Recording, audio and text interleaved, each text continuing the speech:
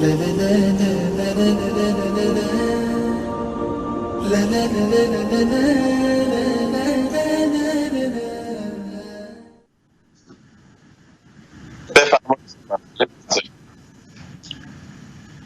باللہ من الشیطان الرجیم بسم اللہ الرحمن الرحیم الحمد للہ رب العالمین والصلاة والسلام على سیدنا و نبینا محمد و آلہ الطیبین الطاہرین اللہم صل علی محمد و آل محمد ولعنة الدائمة السرمدية على أعدائهم وقتلتهم وغاصب حقوقهم ومنكر فضائلهم ومناقبهم من الآن إلى قيام يوم الدين رب اشرح لي صدري ويسر لي أمري واحلل عقدة من لساني يفقه قولي أما بعد فقد قال رسول الله صلى الله عليه وآله وسلم إن الله تعالى جعل لأخي علي بن أبي طالب فضائل لا تحصى كثرة صدق رسول اللہ صلی اللہ علیہ وآلہ وسلم۔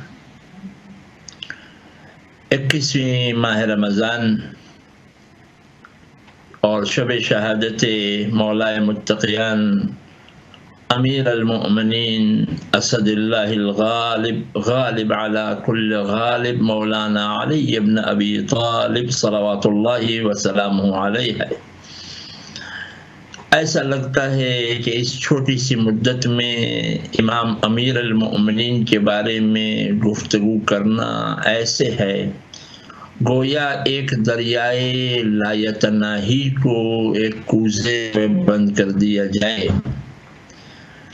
اور بحر لایتناہی اس لیے میں نے کہا کیونکہ اگر زمانے کے بعد آپ کی ولادت اور آپ کا نور پیدا ہوا ہوتا تو ہم زمانہ بتا سکتے کہ کس زمانے میں امیر المومنین کا نور پیدا ہوا، مگر جب زمانے سے پہلے وقت سے پہلے انا وعلی من نور واحد ہوا ہے، جب وہ نور اول پیدا ہوا ہے تو نہ وقت تھا نہ زمانہ تھا نہ کچھ تھا، تو کون بتائے گا کہ کب تھے اور کب نہ تھے، کیونکہ وہ کب ہی نہ تھا جہاں پر امیر المومنین تھے، اہل بیت طاہرین علیہم الصلاۃ والسلام کے انوار تھے۔ اور بحر لایتناہی انتہا میں بھی یہ ہے کہ اگر قیامت تک بات ہوتی تو ہم یہ کہتے کہ قیامت تک ان کی زندگی ہے، مگر جہاں پر پوری کائنات کو خدا اس آخری سور سے مٹا دے گا وہاں پر بھی خداوند عالم ارشاد فرماتا ہے کہ الا من اذن له الرحمن، وہاں پر بھی کچھ خاص اشخاص ہوں گے جو ابھی زندہ ہوں گے، اور وہ ذوات محمد و آل محمد صلوات اللہ علیہم اجمعین ہیں۔ اللہم صل علی محمد و آل محمد۔ تو جب بحر لایتناہی ہو اس کو کوزے میں بند کرنا اور چھوٹی سی مدت میں انٹروڈکشن کرنا اور ان کا ایکسپلینیشن کرنا یا ان کے فضائل بیان کرنا یہ ناممکن سی بات ہے۔ اور پھر بات صرف وقت کی نہیں ہے، وہ بحر ہے جس کے اندر کی گہرائی کو کوئی سمجھ نہیں سکتا اور اس کے کنارے دور دور تک نظر نہیں آتے، ابتدا نہیں انتہا نہیں۔ جب میں 1400 سال کے بعد پیدا ہونے کے بعد میں کیا بیان کر سکتا ہوں اس ذات کے بارے میں جس کو نہ دیکھا ہے، جس کو نہ سمجھا ہے، اور پھر اس زمانے میں جو امیر المومنین کے ساتھ رہتے تھے، جو امیر المومنین کے ساتھ تھے، اور وہ بھی ایمان کے 10 درجے پر فائز سلمان فارسی سے جب یہ پوچھا گیا اے سلمان بتاؤ مسجد میں کون ہے، تو سلمان نے ارشاد فرمایا میں نہیں پہچانتا ہوں۔ اس صحابی نے جب جھانک کے دیکھا مسجد میں تو دیکھا سرکار ولایت تشریف فرما ہے، اس نے جا کر اس صحابی نے جا کر رسول اللہ سے سلمان کی شکایت کی، کہا یا رسول اللہ آپ نے سلمان کو منا اہل البیت ٹھہرایا، مگر سلمان نے ایک جھوٹ بات کی ہے۔ کہا کہ کیا جھوٹ کہا ہے؟ کہا کہ سلمان فارسی نے امیر المومنین بیٹھے ہوئے تھے مسجد کے اندر، انہوں نے کہا کہ میں پہچانتا نہیں ہوں۔ رسول اللہ نے سلمان کو بلا کر کہا اے سلمان کیا یہ واقعہ ہوا ہے؟ سلمان فارسی نے کہا ہاں یا رسول اللہ، میں کیسے کہہ دیتا کہ میں امیر المومنین کو پہچانتا ہوں جب آپ رسول اللہ نے خود ارشاد فرمایا ہے کہ علی کو کسی نے نہیں پہچانا سوا مجھ نبی نے یا خدا نے، تو میں کون ہوتا ہوں کہ جو کہہ سکوں کہ امیر المومنین کو پہچانا ہے؟ تو جب رسول اللہ یہ کہہ دیں کہ کوئی نہیں پہچانتا امیر المومنین کو، تو انٹروڈکشن کی کیسی بات ہو سکتی ہے؟ مگر سلمان فارسی کو تو پریکٹیکل اور اس کے سامنے کا واقعہ موجود تھا، وہ ایسا پریکٹیکل جانتے تھے کہ وہ امیر المومنین کو پہچانتے نہیں ہیں۔ اس لیے کہ ایک مرتبہ مدینے کے اندر سلمان فارسی اپنے بال منڈا کر آ گئے تھے، امیر المومنین اور سارے صحابی وہاں پر بیٹھے ہوئے کھجور کھا رہے تھے، امیر المومنین کی پشت سلمان کی پشت کے ساتھ لگی ہوئی تھی کہ ایک مرتبہ امیر المومنین نے کھجور کی گٹلی کھجور کھا کر اس کی گٹلی سلمان کے سر پہ دے ماری۔ سلمان پیچھے مڑے مگر پہچان نہیں پائے کہ کس نے انہیں گٹلی سر پہ ماری ہے، مگر چوکنا ہو گئے۔ دوسری مرتبہ امیر المومنین نے پھر گٹلی ماری اور منہ پھیر لیا، تو سلمان فارسی اب چوکنا ہوئے کہ کوئی تو ہے جو مجھے گٹلیاں مار رہا ہے۔ اب جب تیسری مرتبہ امیر المومنین نے سر پہ گٹلی ماری ہے سلمان فارسی کے، تو سلمان فارسی نے مڑتے ہوئے امیر المومنین کو دیکھ لیا، کہا یا امیر المومنین، گئے رسول اللہ کے پاس، سلمان 300 سال کے بزرگ تھے، امیر المومنین شاید 25 یا 27 سال کے تھے اس وقت۔ رسول اللہ کے پاس سلمان فارسی پہنچتے ہیں اور کہتے ہیں یا رسول اللہ، بے شک امیر مومنین کے امیر ہیں، میرے امام ہیں، مگر میری ایک عزت ہے، میں 300 سال کا بوڑھا ہوں، میں بزرگ ہوں امیر المومنین سے ایج میں۔ رسول اللہ نے اس کا کوئی جواب نہ دیا، امیر المومنین کو بلا کر کہا یا علی، کیا یہ واقعہ سلمان آپ کی شکایت کر رہے ہیں؟ کہا سلمان بتاؤ کیا شکایت ہے؟ کہ یا امیر المومنین میں آپ سے بزرگ ہوں، ایج میں بڑا ہوں، 300 سال کا ہوں۔ ایک مرتبہ امیر المومنین نے شکایت سلمان کی سن لی، پھر اس کے بعد دامن میں ہاتھ ڈال کر امیر المومنین نے ایک گلدستہ نکالا، ایک گلدستہ نکال کر کہا سلمان یہ تیرا گلدستہ واپس کر رہا ہوں۔ سلمان فارسی نے اس گلدستے کو پہچان لیا کہ یا علی یہ گلدستہ آپ کے پاس کیسے آیا ہے؟ امیر المومنین نے پوچھا اس گلدستے کی کہانی تو بتا دے۔ سلمان فارسی نے کہا یا امیر المومنین، میں جب جوان تھا، جب 25 یا 27 سال کا تھا، جب میں ایران سے نکل کے فلسطین کی طرف جا رہا تھا، خدا کو ڈھونڈتا ہوا میں نکل رہا تھا، اچانک میں ایک ڈیزرٹ کے اندر اور ایک جنگل کے اندر ایک شیر نے مجھے گھیر لیا، مجھ پر حملہ آور ہونے لگا کہ میں نے دیکھا ایک گھوڑے سوار وہاں پر آیا، اس نے اس شیر سے مجھے نجات عطا کی، تو میرے پاس کچھ اس جوان کو ہدیے کے طور پر دینے کے لیے کچھ نہ تھا، میں نے اس وقت انہی جنگلوں میں سے پھولوں کو توڑ کر گلدستہ بنایا اور یہی گلدستہ بنایا ہے اور اس جوان کو میں نے دے دیا۔ یا علی یہ آپ کے پاس گلدستہ کیسے، اور وہ بھی اس زمانے کا گلدستہ آج تک تازہ کیسے؟ امیر المومنین نے کہا آپ نے ابھی تو کہا تھا آپ کی ایج بلند ہے اور آپ مجھ سے بڑے ہیں اور آپ مجھ سے بزرگ ہیں۔ سلمان فارسی نے کہا یا امیر المومنین، اب تو میرا ایمان تزلزل میں آ گیا، تذبذب میں آ رہا ہے، یہ فضیلت امیر المومنین آپ کی دیکھ کر۔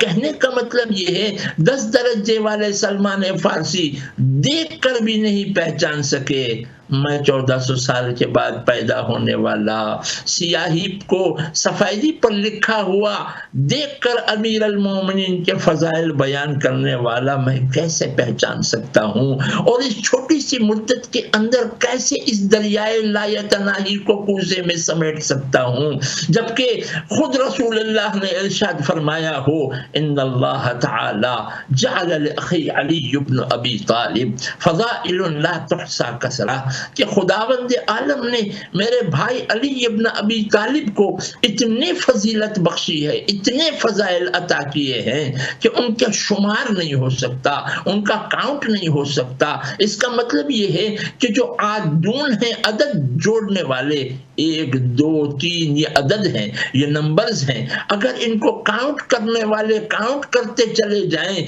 یہ ان لمیٹڈ میں چلے جائیں گے، یہ آخر تک چلے جائیں گے، مگر یہ شمار نہیں کر سکتے، یعنی یہ نہیں بتا سکتے کہ کیا عدد ہے فضائل امیر المومنین کی۔ تو اب آپ یہ بتائیے کہ امیر المومنین کے فضائل کو کیسے بیان کر سکتا ہے؟ پھر رسول اللہ نے اس کو سمجھانے کے لیے مزید ایک اور حدیث بیان فرمائی۔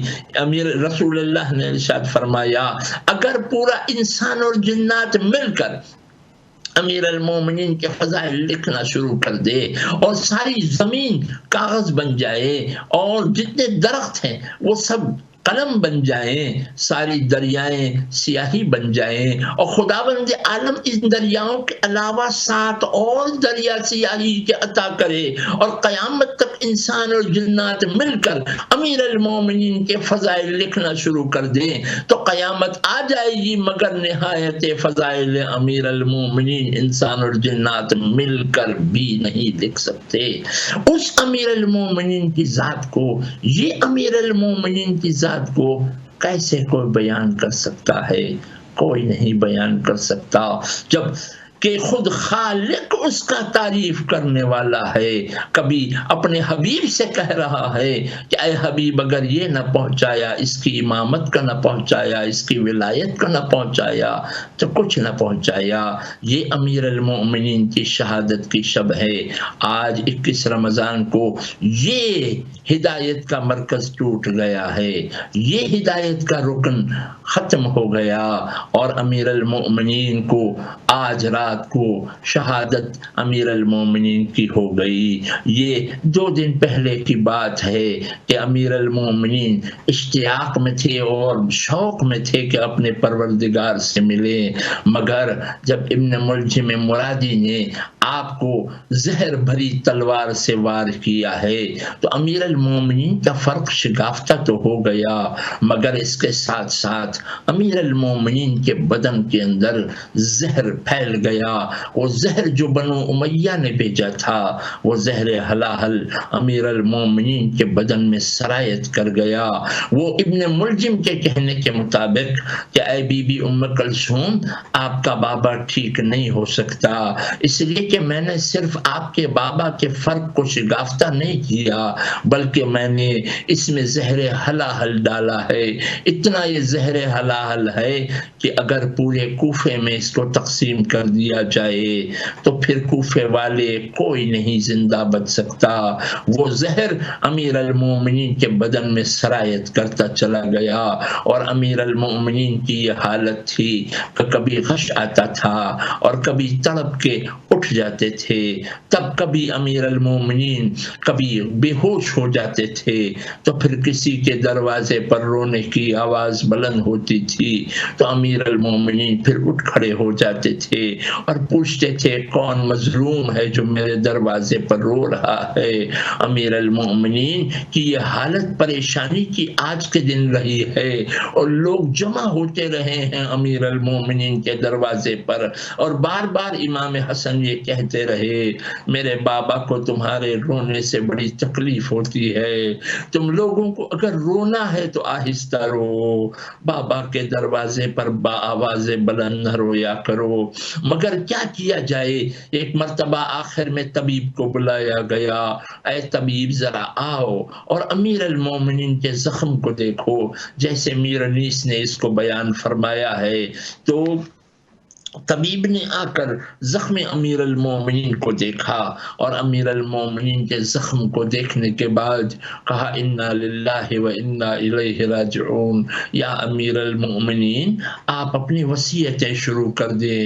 اتنا سننا تھا امیر المومنین کیا وصیت کرتے کہ جیسے ہی طبیب باہر نکلا گھر سے، لوگوں نے پوچھا ہمارے امام کی کیا خیریت ہے، کہا کہ بس خیریت ہی نہیں ہے، امیر المومنین وصیتیں کر رہے ہیں۔ رونے والوں نے کہا، چاہنے والوں نے کہا کوئی ایسی چیز بتا دو، کوئی ایسا نسخہ بتا دو جس سے امیر المومنین کی تکلیف میں کمی ہو۔ تو طبیب نے کہا کہ دودھ کا پیالہ چاہیے، اگر دودھ پلایا جائے امیر المومنین کو۔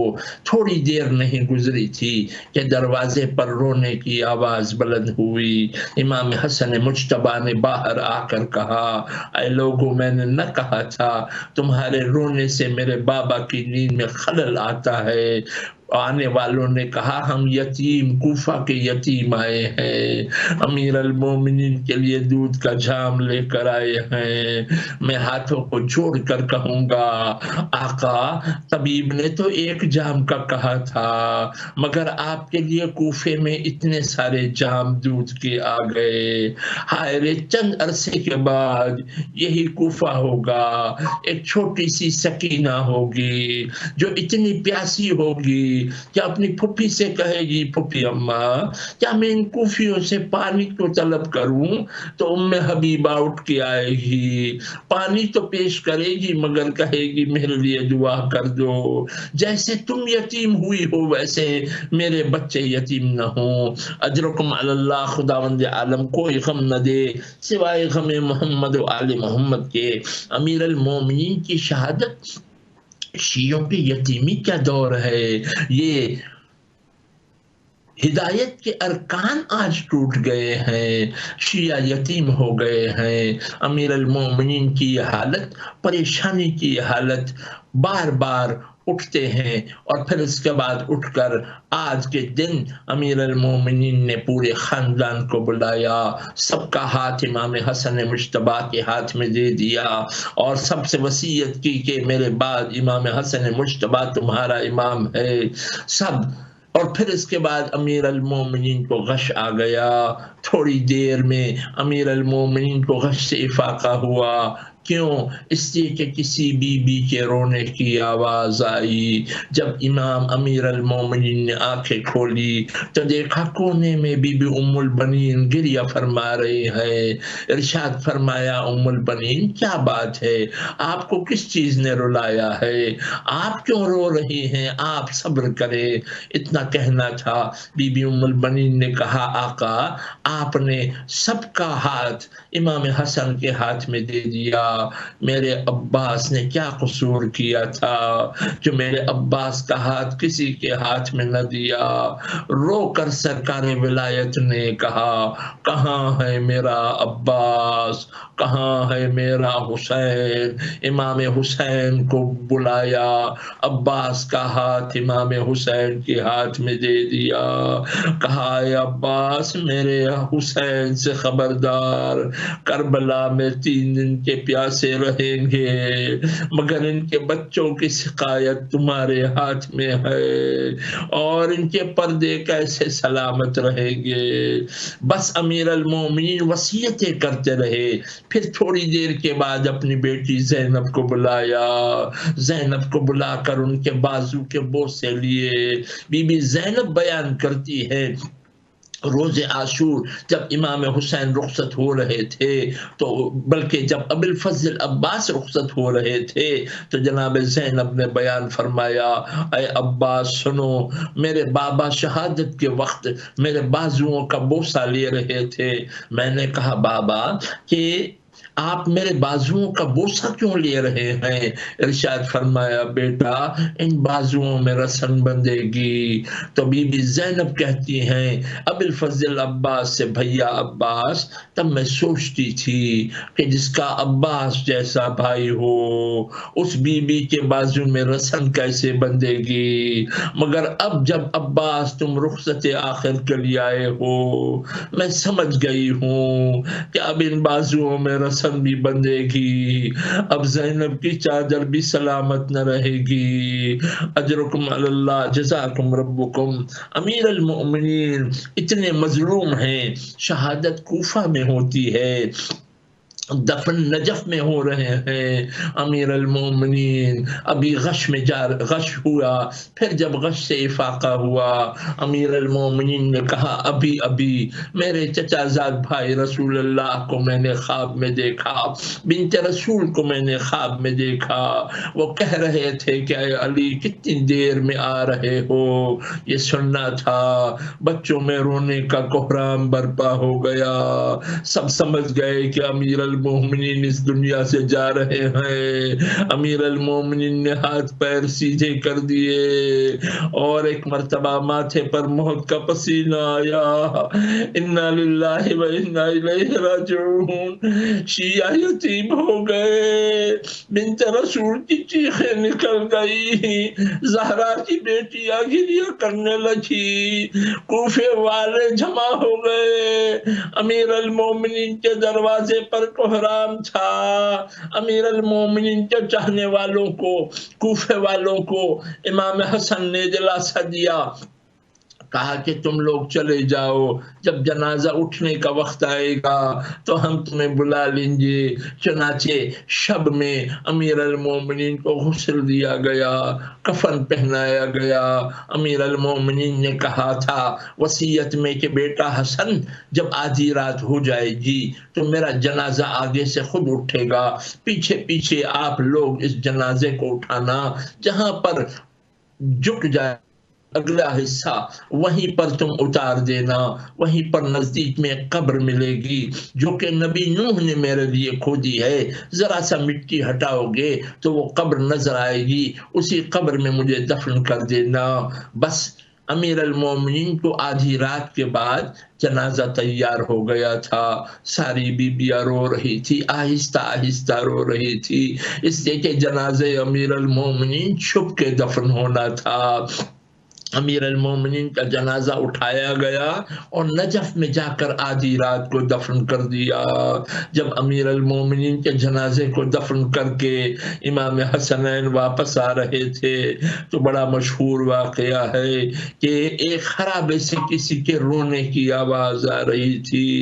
امام حسن مجتبی اس خرابے میں گئے، دیکھا ایک نابینا ہے جو نابینا بھی ہے اور وہ ہاتھ پیر اس کے کٹے ہوئے بھی ہیں، رو رہا ہے اور کہہ رہا ہے اے میرے محسن تم کہاں ہو، آج 3 دن سے تم نے میری پرساداری نہیں کی ہے۔ امام حسن مجتبی نے اس خرابے میں آدمی رونے والے کے سر کو اپنے زانوں میں رکھا، ایک مرتبہ اس نے اپنا سر اتار کر کہا اے احسان کرنے والے، میں 3 دن سے تیرا انتظار کر رہا تھا، تو کیوں نہیں آیا؟ یہ کہہ کے سر زمین پر رکھ دیا۔ امام حسن نے کہا تیرا احسان کرنے والے کا نام کیا تھا؟ کہا کہ نہیں معلوم، مجھے نہیں معلوم کہ کون تھا، میں نے نام بار بار پوچھا مگر اس نے کبھی نہیں بتایا۔ اس نے کہا کہ میرا نام نہیں ہے، بلکہ یوں کہا کہ غریب جالس غریب مسکین جالس مسکین۔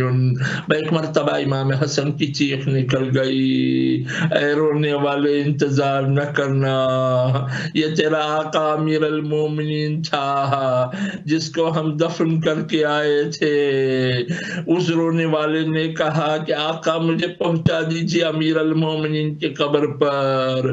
وہاں پر جب پہنچایا ہے تو اس نے سر رکھ کے کہا آقا آپ چلے گئے تو میں کیوں زندہ رہا ہوں. وہیں پر اس کی روح قبض کر ہو گئی. امام حسن مجتبی نے اسے بھی دفن کر دیا.